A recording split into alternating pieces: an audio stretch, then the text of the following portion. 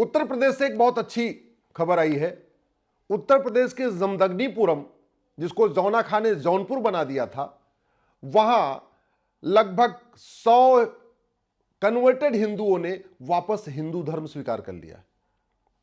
पहले वो ब्राह्मण थे, उनके पूर्वज ब्राह्मण थे, गरीब थे, जजिया नहीं दे पाए थे, इसलिए कन्वर्ट हो गए थे। अब आज उनकी जो युवा पीढ़ी है उसने इस बात को समझा और उसने ये तय किया है कि अब वो वापस अपने सनातन धर्म में आएंगे, अपने मूल धर्म में आएंगे। मैं इसका स्वागत करता हूं और मैं अपने सभी संत महात्मा, आचार्य, मंडलेश्वर, महामंडलेश्वर, माननीय शंकराचार्य, जितने हमारे कथावाचक हैं, सबसे आग्रह करता हूं कि घर वापसी अभियान शुरू करें। जो विदेशी पंथ में लोग गए हुए हैं हमारे, उन सब को आने के लिए एक प्रक्रिया शुरू करें, सबको घर वापसी कराएं, उनका स्वागत करें और यह हमारे देश के लिए बहुत अच्छा है। एक बात याद रखिएगा, भारत में 99% जो लोग आज गैर हिंदू हैं, इनफैक्ट वो कन्वर्टेड हिंदू हैं। या मुस्लिम्स मुश्किल से 100 घर हैं जो बाहर से आए थे। एक ओवैसी फैमिली है, एक दुरानी फैमिली है, एक बुखारी फैमिली है, या एक मदनी फैमिली है। ऐसे चंद 100 परिवार हैं जो बाहर से आए थे, अदरवाइज सब यहीं के हैं। कोई ब्राह्मण था, कोई क्षत्रिय था, कोई वैश्य था, कोई दलित था, कोई यादव था, कोई पटेल था, कोई शुक्ला था, कोई पांडे था, कोई धोबी था, कोई नाई था, सब ऐसे ही थे। कुछ लोग डर के, हमारे जो पूर्वज थे, कुछ हमारे पूर्वज डर गए थे इसलिए कन्वर्ट हो गए थे। कुछ हमारे पूर्वज ऐसे थे जिनकी आर्थिक स्थिति अच्छी नहीं थी, वो जजिया नहीं दे पा रहे थे इसलिए कन्वर्ट हो गए थे। तो भारत में जो 20% गैर हिंदू हैं, उसमें से 99% कन्वर्टेड हिंदू हैं। तो जो कन्वर्टेड हिंदू हैं उनको वापस लेना चाहिए। ये समाज की भी जिम्मेदारी है, ये सरकार की भी जिम्मेदारी है। सरकार को भी घर वापसी को प्रोत्साहित करने के लिए एक स्कीम लॉन्च करनी चाहिए। मैं क्यों कह रहा हूं सरकार को लॉन्च करना चाहिए? क्योंकि अगर वो हिंदू बनेंगे तो भारत का संविधान मजबूत होगा, और अगर वो विदेशी पंथ में जाएंगे तो भारत का संविधान कमजोर होगा, और संविधान ही नहीं कमजोर होगा, देश की एकता अखंडता कमजोर होगी, आपसी भाईचारा कमजोर होगा। अल्टीमेटली आप यहां देखिए, पिछले 70 साल में या इस समय बांग्लादेश में जो हिंदुओं का नरसंहार कौन कर रहा है? कन्वर्टेड हिंदू कर रहे हैं। पाकिस्तान में हिंदुओं का नरसंहार कौन कर रहा है? कन्वर्टेड हिंदू कर रहे हैं। भारत के अंदर, चाहे वो कश्मीर हो या चाहे आपके मणिपुर हो, जो हिंदुओं का नरसंहार करते हैं कौन है? वो कन्वर्टेड हिंदू है, जो हिंदू क्रिश्चियन बन गए या जो हिंदू मुस्लिम बन गए थे। तो ज्यादा अच्छा यह है कि भारत की सरकार जहां करोड़ों रुपए आतंकवाद को रोकने के ऊपर खर्च कर रही है, करोड़ों रुपए अपराध को रोकने के ऊपर खर्च कर रही है, करोड़ों रुपए लॉ एंड ऑर्डर पे खर्च कर रही है, अगर घर वापसी करा ले तो ये जो सैनिकों के ऊपर हमारा इतना खर्चा हो रहा है, जो हमारे पुलिस के ऊपर इतना खर्चा हो रहा है, खर्चा कम हो जाएगा। लॉ एंड ऑर्डर अपने आप अच्छा हो जाएगा जब जैसे लोग घर वापसी करके आ जाएंगे। अपने जो क्राइम अपने आप कम हो जाएगा, जो घर वापसी कर लेंगे। तो सनातन धर्म को मजबूत करना और जो गैर सनातन में चले गए उनको घर वापसी कराना, ये केवल समाज का कार्य नहीं है, ये केवल धर्मगुरुओं का कार्य नहीं, ये कायदे से सरकार का भी कार्य है। क्योंकि सरकार, सांसद, विधायक, मंत्री और जज संविधान में शपथ लेते हैं। क्या शपथ लेते हैं? मैं देश की एकता अखंडता मजबूत करूंगा। एकता अखंडता कैसे मजबूत होगी? जब लोग घर वापसी करके सनातन धर्म में आ जाएंगे। सांसद, विधायक, मंत्री, जज, मुख्यमंत्री क्या शपथ लेते हैं? कि मैं भाईचारा मजबूत करूंगा, फ्रेटर्निटी को मजबूत करूंगा, संविधान में जितनी बातें लिखी हैं मैं उसको आगे बढ़ाऊंगा, मैं equality, justice, liberty, fraternity, unity, national integration का जो कॉन्सेप्ट है उसको मजबूत करूंगा, उसको आगे बढ़ाऊंगा। वो तब होगा जो लोग कन्वर्ट होकर विदेशी रिलीजन में चले गए हैं, विदेशी मजहब में चले गए, उनको घर वापसी करा लिया जाए। तो संविधान भी यही कहता है कि घर वापसी कराना सरकार की ड्यूटी है। संविधान कहीं ये नहीं कहता है कि आप लोगों को कन्वर्ट हो जाने दो विदेशी मंथ में ना। आर्टिकल 25 में जो फ्रीडम ऑफ रिलीजन है वो subject to public order, health and morality है। उसमें 3 लिमिट है। आप ऐसे मजहब में नहीं जा सकते जो पब्लिक ऑर्डर डिस्टर्ब करता हो, ऐसे मजहब में नहीं जा सकते जो लोगों का स्वास्थ्य खराब करता हो, ऐसे मजहब में नहीं जा सकते जो नफरत फैलाता हो, ऐसे मजहब में नहीं जा सकते जो संविधान का इक्वलिटी को मानता ही नहीं। भाई संविधान कहता है ना, सब एक समान है, equality before law, equal protection of law, no discrimination, equal opportunity, ये संविधान कहता है। तो यानी उसी मजहब को, उसी धर्म को प्रमोट, सनातन धर्म को प्रमोट करना सरकार की ड्यूटी है, क्योंकि सनातन धर्म ही सबको समान अवसर देता है।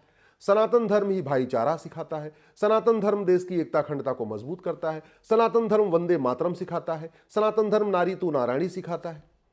भारत के संविधान में लिखा हुआ है कि महिलाओं की स्थिति को अच्छा करने के लिए आप अलग से कानून बनाइए। सनातन धर्म महिलाओं को पहले से ही अच्छा मानता है, पहले से ऊपर रखता है। जननी जन्म भूमि से स्वर्गादिप गरीयसी, ये सनातन धर्म ही सिखाता है। सर्व मंगल मांगल्य, सबका कल्याण हो, ये सनातन धर्म सिखाता है, विदेशी मजहब नहीं सिखाता। इसलिए कह रहा हूं कि ये जो जौनपुर में हुआ है, जमदग्नीपुरम में हुआ है, इसको देखते हुए पूरे देश में एक मिशन शुरू करना चाहिए। समाज को भी शुरू करना चाहिए, धर्मगुरुओं को भी शुरू करना चाहिए, जो हमारे फैक्ट्री के मालिक हैं, जो हमारे उद्योगपति, उनको भी कोशिश करना चाहिए कि जो लोग मैक्सिमम जो उनके यहाँ काम कर रहे हैं वो लोग भी घर वापसी करें। जुडिशरी को भी ये सुनिश्चित करना चाहिए कि घर वापसी मूवमेंट आगे बढ़े। इसलिए मैं कहता हूं अल्पसंख्यक मंत्रालय खत्म करना चाहिए, क्योंकि अल्पसंख्यक मंत्रालय कन्वर्जन को प्रमोट कर रहा है। अल्पसंख्यक मंत्रालय की बजाय घर वापसी मंत्रालय शुरू करना चाहिए कि भैया जो जो घर वापसी करेगा उसको हम 2 लाख रुपए देंगे या 5 लाख रुपए देंगे। एक पर्टिकुलर अमाउंट शुरू करना चाहिए, वो बहुत फायदा करेगा, भारत की संस्कृति माने। अब बात आई कि घर वापसी कराएं तो उनको किस जाति में ले जाएं। बड़ी सीधी सी बात है, जिस गांव में 90 घर हिंदू हैं और 10 घर कन्वर्टेड हिंदू हैं, उन कन्वर्टेड हिंदुओं को पता है कि 6 पीढ़ी 7 पीढ़ी पहले वो क्या थे, वो यादव थे कि पटेल थे कि कुर्मी थे कि केवट थे कि नाई थे कि धोबी थे या हरिजन थे या सरोज थे या पासवान थे या सिंधे थे या पवार थे, क्या सबको पता है। जैसे पश्चिम उत्तर प्रदेश में तो आज भी वो लोग चौधरी लिखते हैं, त्यागी लिखते हैं, जो कन्वर्ट हो चुके हैं वो भी लिखते रहते हैं, तो वो अपने में आ जाए। जिनको नहीं पता है तो बेटर ये है कि वो आर्य समाज में आर्य लिखना शुरू करें, आर्य समाज में आ जाए। भाई गोत्र तो सबका कॉमन होता है ना, गोत्र चाहे वो आपका कपिल है, चाहे दधीच है, चाहे आपका वशिष्ठ गोत्र है, चाहे आपका व्यास गोत्र है, चाहे गर्ग गोत्र है, चाहे भृगु गोत्र है, या गौतम गोत्र है, या अगस्त गोत्र है, या सुनक गोत्र है, या भारद्वाज गोत्र, ये सबका कॉमन होता है। आप खुद ही सोचिए, ऋषि सुनक जो अभी इंग्लैंड के प्रधानमंत्री थे, इनके पूर्वज कहाँ से आए? पाकिस्तान से गए थे वहां पे। और सुनक गोत्र केरल में भी होता है, सुनक गोत्र पेशावर में भी होता है, सुनक गोत्र लाहौर में भी होता है। इसका मतलब गोत्र हमारा यूनिवर्सल है। भाषा अलग अलग होती है, गोत्र कॉमन होता है। क्षेत्र अलग अलग होता है, गोत्र कॉमन होता है। पंथ अलग अलग होता है, गोत्र कॉमन होता है। जो गोत्र हिंदुओं का वही जैन का, वही बौद्ध का, वही सिख का। जो गोत्र कश्मीरियों का वही केरल वालों का। जो गोत्र ब्राह्मणों का वही गोत्र क्षत्रियों का, वही गोत्र वैश्यों का, वही गोत्र दलितों का।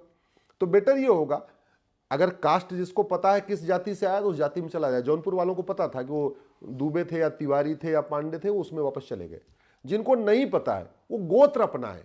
और मैं अपने सभी जितने हमारे मंदिर हैं, मंदिर के पुजारियों से आग्रह कर रहा हूं कि आप अपने आसपास देखिए, जो लोग वहां पे हैं उनको अपने सबसे नियरेस्ट पॉइंट होता है मंदिर। बाकी जो बड़े अखाड़े हैं या जो हमारे बड़े मठ हैं वो थोड़े दूर हैं। किसी भी गांव का जब सबसे नियरेस्ट पॉइंट क्या है, वो मंदिर। इसलिए मैं अपने मंदिर के सभी पुजारियों से हाथ जोड़ के निवेदन कर रहा हूं, जो लोग वापस आना चाहते हैं उनको स्वागत करिए, और जो अभी नहीं आए हैं उनसे भी बातचीत करके उनको मोटिवेट करिए। उनको बताइए सनातन धर्म में आने का कितना फायदा है। सनातन धर्म में आएंगे माता पिता के बीच में कोई भेदभाव नहीं होगा। सनातन धर्म में आएंगे पति पत्नी के बीच में कोई भेदभाव नहीं होगा। सनातन धर्म में आएंगे तो बेटा और बेटी के बीच में कोई भेदभाव नहीं होगा। सनातन धर्म में आ जाएंगे तो हलाला खत्म हो जाएगा, मुताह खत्म हो जाएगा, मिस्यार जैसी कुरीतियों का सामना नहीं करना पड़ेगा। सनातन धर्म में आ जाएंगे तो बहन बेटियों को सौतन का वो नहीं करना पड़ेगा कि उनकी 2-3 सौतन आ जाएंगी।